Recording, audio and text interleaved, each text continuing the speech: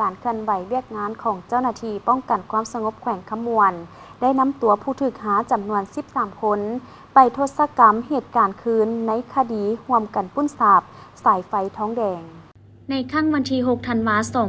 2025 ผ่านมาทางเจ้าหน้าที่ตำรวจป้องกันความสงบแขวงขมวนได้รับแจ้งความจากพนักงานรักษาความปลอดภัยโรงงานขมวนอุตสาหกรรมที่ตั้งอยู่บ้านนาแงวเมืองท่าแขกแขวงขมวนว่ามีกลุ่มคนให้ประมาณ10 กว่าคนแต่ละคนใส่ผ้าปิดบังใบหน้าพร้อมถืออาวุธปืนบ่ทราบสาเหตุนาบขู่พนักงานรักษาความปลอดภัยแล้วถือครีมใหญ่ลอตัดเอาสายไฟฟ้าอยู่บริเวณโรงงานในเมื่อได้รับแจ้งความคือแนวนั้นทางเจ้าหน้าที่วิสาสพ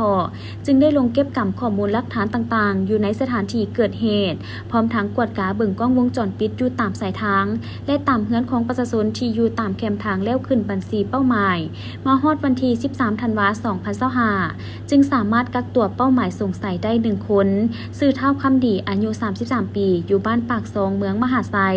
มาทำการสืบสวนสอบสวนผู้เกี่ยวจึงได้รับสารภาพต่อเจ้าหน้าที่ว่า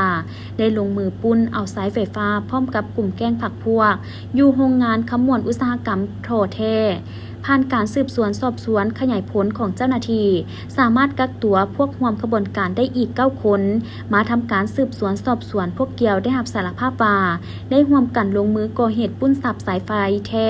ในการลงมือก่อเหตุแต่ละครั้งพวกเกี่ยวแม้นได้นำใช้พาหนะอาวุธและอุปกรณ์คือรถกระบะยี่ห้อฮุนไดสีฟ้าป้ายทะเบียนกก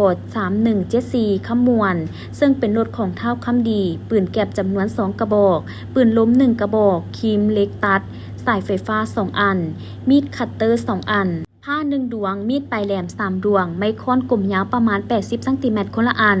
ซึ่งใช้เป็นอาวุธในการลงมือก่อเหตุภายหลังพวกเกี่ยวได้เงินจากการขายทองแดงที่ปุ้นมาแต่ละครั้งแม่นได้แบ่งกันไปใช้จ่ายลิ้นกินจนหมดนอกนั้นทางเจ้าหน้าที่วิสาสพยังได้ขยายผลเข้ากักตัว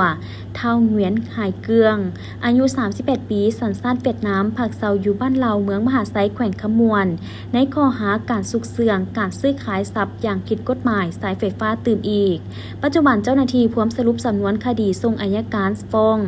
ศาลตัดสินตามขั้นตอนของกฎหมายอย่างเข้มงวด